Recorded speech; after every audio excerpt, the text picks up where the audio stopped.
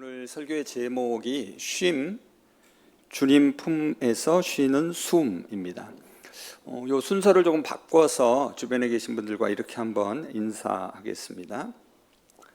약간 길 수도 있으니까요. 잘 주목해서 들으십시오. 주님 안에서 숨 쉬며 참된 쉼을 누리십시오.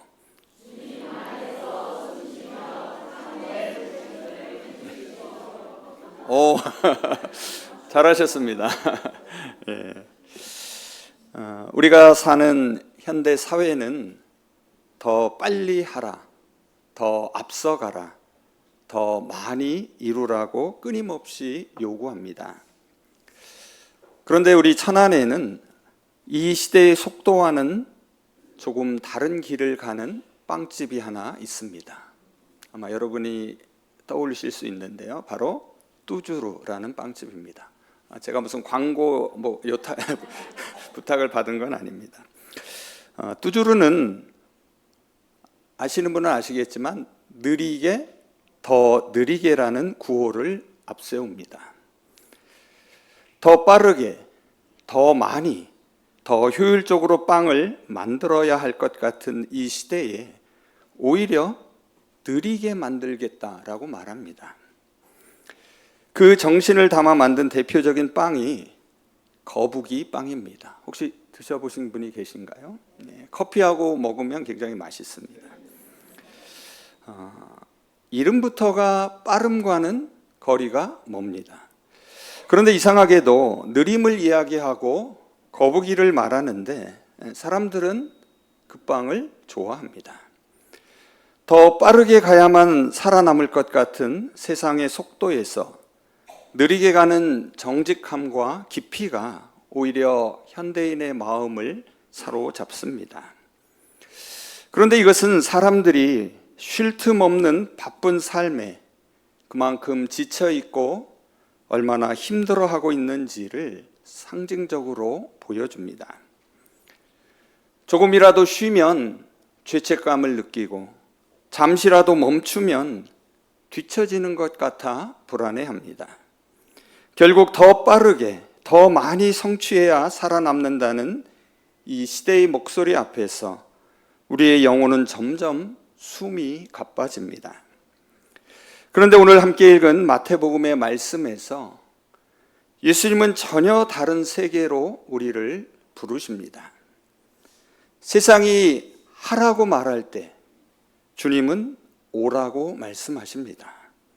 세상이 무엇을 더 증명하라고 요구할 때에 주님은 조용히 와서 쉬라고 말씀하십니다.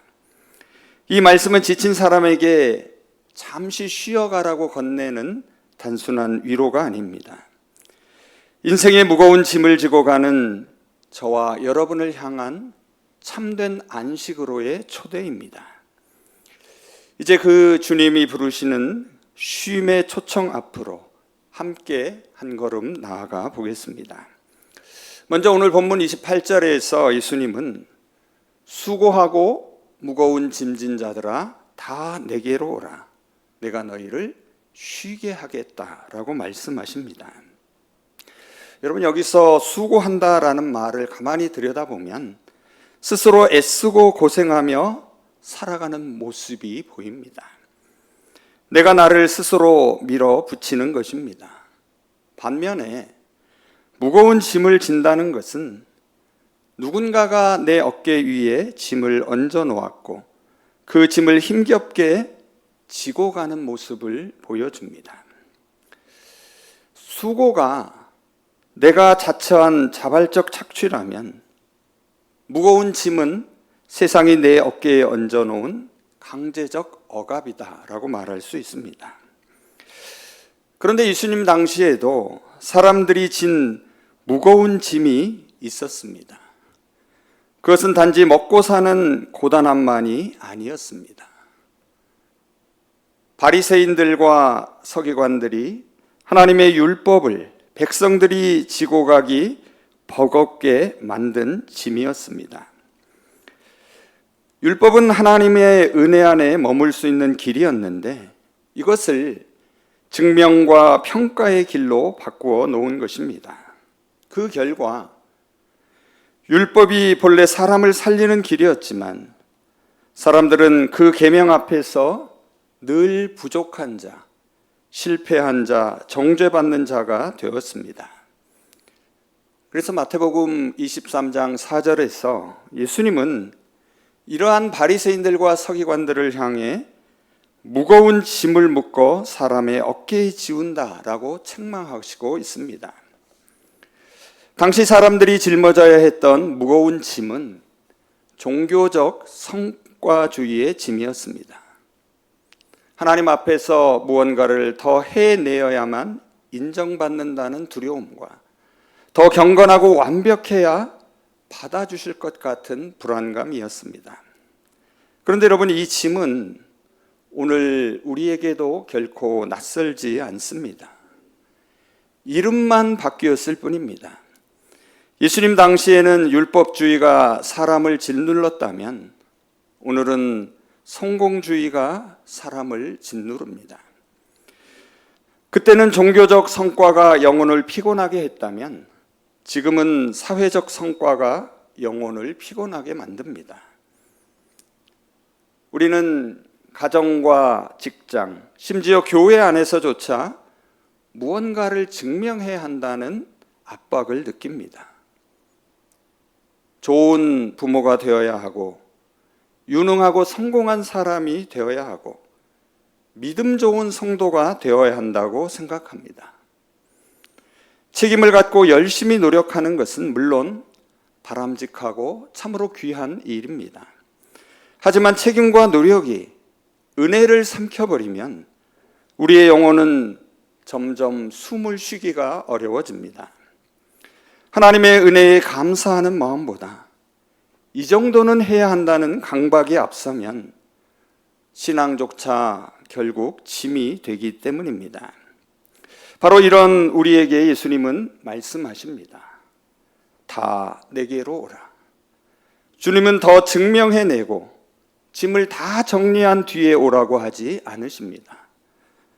수고한 채로, 무거운 짐을 진 채로 와서 쉬라고 말씀하십니다. 주님의 초청은 자격을 갖춘 사람에게 상을 주시려는 것이 아니라 지친 사람에게 은혜를 베푸시려는 것입니다. 여기서 중요한 것은 예수님께서 단지 쉬라고만 말씀하지 않으셨다라는 사실입니다. 주님은 먼저 내게로 오라고 마십니다. 그리고 다음에 쉼을 약속하십니다. 여러분, 참된 쉼은 시간이나 장소가 아니라 관계에서 옵니다. 일을 잠시 멈추는 것이 쉼의 전부라면 우리는 휴식이 끝나자마자 다시 지치고 말 것입니다. 마치 월요일 아침이 두려운 이유가 주말에 정말 쉰 것이 아니라 그저 잠시 멈춘 것이었기 때문인지도 모릅니다. 하지만 예수님이 주시는 쉼은 영원히 다시 숨을 쉬는 것입니다. 하나님께서 흙으로 사람을 지으시고 그 코에 생기를 불어 넣으셨을 때 사람은 생명이 되었습니다. 인간은 하나님의 품에서만 다시 생명의 기운을 얻을 수 있습니다. 주님이 주시는 쉼은 단순한 휴식이 아니라 생명의 회복입니다. 인간은 하나님의 숨을 공급받아야만 살 수 있는 존재입니다. 어린아이가 세상에 그 어떤 좋은 침대보다 엄마 품에서 가장 깊고 평안한 안식을 누리듯이 피조물인 우리도 창조주 하나님의 품 안에서만 참된 안식을 누립니다. 그 안식은 세상의 거친 질주 속에서 지쳤던 우리 영혼에 하나님이 생기를 다시 불어넣어 주시는 영적 호흡을 회복하는 것입니다. 그런데 여러분, 오늘 본문을 자세히 들여다보면 주님은 쉼을 기대하고 나온 사람에게 뜻밖의 말씀을 하십니다. 뭐라고 하십니까? 나의 멍에를 메고 내게 배우라. 분명 쉬게 해 주시겠다던 주님이 멍에를 메라고 하십니다. 순간 우리는 혼란스럽습니다. 지금 짐도 무거운데 또 다른 종교적 짐을 더 지라는 뜻일까요? 아닙니다. 예수님의 멍에를 매는 것은 다시 무거운 짐을 지는 일이 아니라 주님과 함께 걷는 새로운 관계의 시작을 말합니다. 이것을 이해하기 위해서는 2000년 당시 유대인의 사회상을 알아야 됩니다. 당시 멍에는 보통 2마리 소가 함께 매는 도구였습니다. 아마 우리 한국에서는 이런 장면이 조금 낯설 것입니다. 혼자 모든 무게를 떠안는 것이 아니라 2마리의 소가 함께 나누는 것입니다. 노련한 소가 방향을 잡고 힘을 쓰면 곁에 있는 어린 소는 그 발걸음에 맞추어 걷는 법을 배웁니다. 홀로 책임지려던 삶에서 벗어나 예수님과 함께 걷는 삶으로 들어가는 것, 그것이 바로 주님의 멍에를 매는 것입니다. 이것을 신학적으로 표현해 보면 그리스도와의 연합이다라고 말할 수 있습니다. 주님이 우리의 인생길에서 당신의 어깨를 내어 주셨습니다. 그 멍에 아래로 들어갈 때에 우리는 인생의 무게를 더 이상 홀로 감당하지 않습니다. 주님께서 방향을 잡아주시고 그 무게를 감당하시기에 우리는 그저 곁에서 그 걸음을 따라가면 됩니다. 주님의 멍에를 매는 것은 예수님과 동행함으로 인생의 방향과 깊이를 배우는 은혜의 자리이기도 합니다. 그리고 이어서 예수님은 왜 멍에를 메고 배우면 쉼을 얻게 되는지 그 이유를 말씀하십니다. 그 이유는 주님의 마음은 온유하고 겸손하기 때문입니다. 이 말씀은 저와 여러분을 초청하시는 예수님의 성품을 잘 보여줍니다. 여기서 온유라는 말은 친절하다, 동정심이 있다라는 뜻을 갖습니다. 예수님은 거칠고 엄한 감독관도 우리를 쉽게 판단하고 정죄하며 우리의 잘못을 기록해 두는 분도 아니십니다. 상한 갈대를 꺾지 아니하시고 꺼져가는 심지를 끄지 않으시는 분입니다. 우리가 지쳐 넘어질 때도 거칠게 몰아세우지 않으시고 친절과 긍휼로 다시 일으키시는 분이십니다. 그리고 또한 주님은 겸손하십니다. 높은 자리가 아니라 낮은 자리로 내려오셔서 우리의 짐을 몸소 짊어지시는 분이십니다. 본래 온 우주의 주님이시지만 우리와 발걸음을 맞추기 위해 스스로 낮아지셨습니다. 그리고 섬김을 받으려 하지 않으시고 오히려 섬기셨으며 마침내 자신의 생명을 십자가에서 내어주셨습니다. 그래서 주님의 멍에를 맨다는 것은 두려운 자리가 아니고 편안한 자리이고 정죄의 자리가 아니라 은혜의 자리입니다. 또한 예수님께 배운다는 것은 더 열심히 무엇인가를 해서 하나님께 인정받으려는 훈련이 아닙니다. 이미 나를 받아주신 주님 앞에서 더 이상 불안이나 두려움으로 살지 않는 법을 배우는 것입니다. 그분의 온유 안에서 나를 짓누르던 그 내면의 강박에서 벗어나고 그분의 겸손 안에서 남보다 높아지려는 욕망을 내려놓게 됩니다. 그 은혜의 자리에서 비로소 우리는 순종이 시작됩니다. 그래서 이 순종은 억지로 하는 순종이 아니라 사랑받은 사람이 사랑으로 응답하는 순종이 됩니다. 여러분, 마태복음을 쭉 읽어보시면은 마태복음이 그리는 예수님은 결코 율법을 없애려고 오신 분이 아닙니다.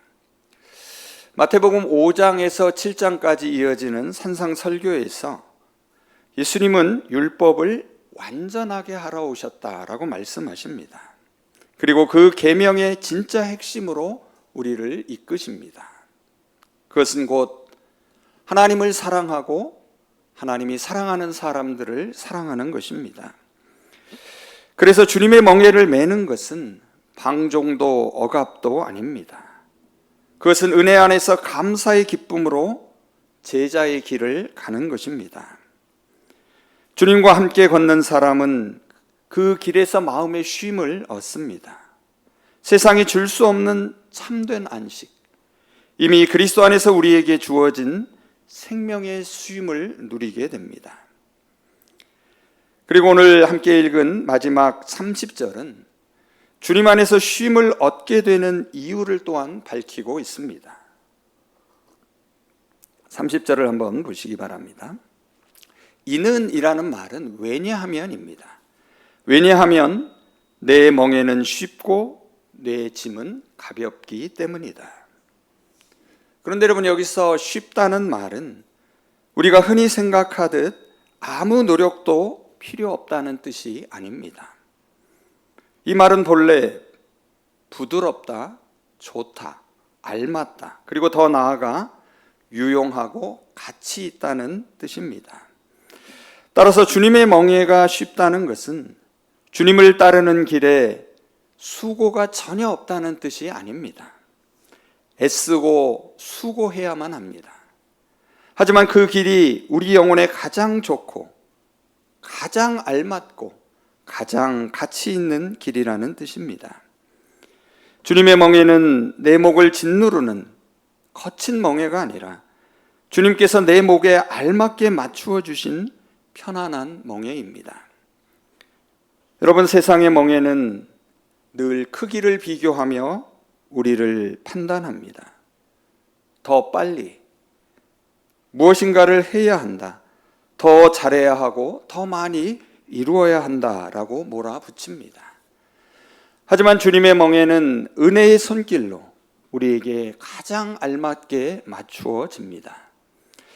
창조주이신 주님께서 우리의 체질과 연약함과 그 형편을 아시고 가장 선하고 유익한 길로 이끄시기 때문입니다. 그래서 주님을 따르는 삶은 겉보기에는 멍에 같아도 실은 우리 영혼에 가장 가치 있고 복된 길이 됩니다. 또한 주님은 내 짐은 가볍다라고 말씀하십니다. 여기서도 가볍다는 말이 짐의 무게가 아예 사라진다는 뜻이 아닙니다. 이 말의 본래적 의미는 충분히 견디고 감당할 수 있다는 뜻입니다. 이것은 무엇을 우리에게 의미합니까? 주님과 함께 걷는다고 해서 우리 인생의 모든 짐이 순식간에 사라지는 것은 아닙니다. 여전히 가정에 염려가 있고 직장에서 해야 할 책임이 있고 몸의 연약함과 관계의 아픔이 있을 수 있습니다. 우리가 믿는다고 해서 현실의 문제가 마술처럼 순식간에 사라지지 않습니다. 하지만 분명히 달라지는 것이 있습니다. 이제 그 짐을 나 홀로 혼자 지지 않으며 그 짐의 주인이 바뀐다는 것입니다. 인생을 내가 스스로 완성해야 한다는 강박에서 이제 생명의 주인이신 주님이 나를 주관하신다는 믿음으로 그 중심이 옮겨지는 것입니다. 여러분, 아무리 무거워도 의미 있고 가치 있는 짐이라면 우리는 힘들지만 견딜 수 있습니다. 하지만 아무리 가볍더라도 아무런 의미와 가치가 없다면 버겁기 마련입니다. 세상이 지우는 짐은 나를 증명하고 나를 완성하라는 짐입니다. 끝없이 비교하고 경쟁시키는 짐입니다. 그래서 무겁고 결국 우리 영혼을 지치게 만듭니다. 하지만 주님의 짐은 다릅니다. 우리를 짓눌러 피곤하고 지치게 하는 짐이 아니라 주님과 함께 걷는 은혜의 자리에서 감당하게 하시는 가치 있고 의미 있는 짐입니다. 그 길에서 주님은 늘 우리 곁에 계십니다. 온유하신 주님께서 앞서 방향을 잡아주시고 겸손하신 주님께서 우리가 감당할 수 없는 무게를 친히 짊어 주십니다. 그래서 우리는 그분 곁에서 함께 걷는 법을 배우며 성령 안에서 그리스도와 연합하여 주님이 주시는 생명으로 하루하루를 살아가게 됩니다. 주님은 안식을 얻기 위해 우리에게 더 많은 희생을 요구하시는 분이 아니십니다. 오히려 우리보다 먼저 십자가에서 우리가 감당할 수 없는 죄와 죽음의 무게를 친히 지셨습니다. 저와 여러분은 이미 주님 안에서 생명을 얻은 사람입니다. 우리는 더 이상 세상의 성과주의와 성공주의에 사로잡혀 살지 않습니다. 내 노력과 성과로 나를 완성해야 한다는 짐을 이제 내려놓을 수 있습니다. 이미 완전한 사랑과 구원을 선물로 받았기 때문입니다. 이제 말씀을 정리해 보겠습니다. 오늘 우리는 하라는 세상 속에서 오라는 주님의 음성을 함께 들었습니다. 세상은 더 빨리, 더 앞서, 더 많은 것을 이루라고 우리를 끊임없이 몰아붙입니다. 그래서 우리는 수고하고 무거운 짐을 진 채 살아갑니다. 성과의 짐, 비교의 짐, 책임의 짐, 때로는 하나님 앞에서 더 괜찮은 사람이 되어야 한다는 종교적 부담의 짐까지 지고 갑니다. 그런데 예수님은 무언가를 더 하라고 하지 않으시고 다 내게로 와서 쉬라고 말씀하십니다. 그분은 우리를 몰아붙이시는 감독관이 아니라 온유하고 겸손하신 분이십니다. 그분의 멍에를 매는 것은 우리를 짓누르는 새로운 짐이 아니라 내 목에 알맞게 맞추어 주신 은혜의 멍에입니다. 비록 우리의 짐이 순식간에 모두 사라지지는 않지만 분명한 것은 이제 그 짐을 나 홀로 지지 않는다는 것입니다. 주님이 곁에서 함께 지십니다. 무엇보다도 의미 있고 가치 있는 짐이기에 힘들어도 우리는 기꺼이 지고 갈 수 있습니다. 우리는 그분의 걸음에 맞추어 함께 걷는 법을 배우면 됩니다. 서론에서 말씀드린 것처럼 뚜주러나는 빵집이 느리게, 더 느리게라는 길을 걸으며 거북이 빵으로 사람들의 마음을 얻은 것처럼 신앙도 세상의 속도에 끌려가는 것이 전부가 아닙니다. 적어도 우리의 영혼만큼은 세상이 정한 속도에 끌려가다가 숨이 차 쓰러져서는 안 됩니다. 주님은 빨리 성과를 증명하라고 요구하지 않으시고 먼저 당신께 조용히 와서 쉬라고 초대하십니다. 이제 수고하고 무거운 짐을 진 모습 그대로 주님 앞으로 나아가시기를 바랍니다. 나는 아직 부족하다. 더 해야 한다. 쉬면 안 된다. 증명해야 한다는 우리 안의 강박의 목소리를 이제 십자가 앞에 내려놓으시기를 바랍니다. 그리고 하루하루를 시작하면서 이렇게 고백하면 좋겠습니다. 주님, 오늘 저의 짐을 혼자 지지 않겠습니다. 그리고 주님과 함께 걷겠습니다. 우리의 현실은 여전히 녹록지 않을 수 있습니다. 하지만 온유하고 겸손하신 주님이 곁에 계시면 우리의 영혼은 다시 숨을 쉴 수 있습니다. 이제 주님의 초청에 믿음으로 응답하여 참된 쉼과 생명의 기운을 누리는 저와 여러분이 되시기를 바랍니다. 기도하겠습니다. 온유하고 겸손하신 주님, 오늘도 수고하고 무거운 짐을 홀로 짊어진 채 힘겹게 살아온 저희를 주님 앞으로 불러주심을 감사드립니다. 더 빨라야 하고 더 앞서야 하고 더 많이 이루어야 한다는 세상의 목소리에 떠밀려 숨이 가빠진 저희의 영혼을 주님의 넓고 따스한 품으로 받아 주시옵소서. 스스로 무언가를 증명해야만 사랑받을 것 같은 그 불안과 저희가 홀로 짊어졌던 인생의 무게를 이 시간 주님의 십자가 앞에 모두 내려놓습니다. 이제 주님께서 내어주신 그 부드러운 멍에를 함께 메고 온유하고 겸손하신 그 주님의 걸음에 맞추어 한 걸음 한 걸음 함께 걷게 하여 주시옵소서. 지친 저희 모두의 영혼에 다시 생명의 숨을 불어 넣어 주시고 세상이 줄 수 없는 참된 쉼과 생기로 하루하루를 담대하게 살아가게 하여 주시옵소서. 예수 그리스도의 이름으로 기도합니다. 아멘.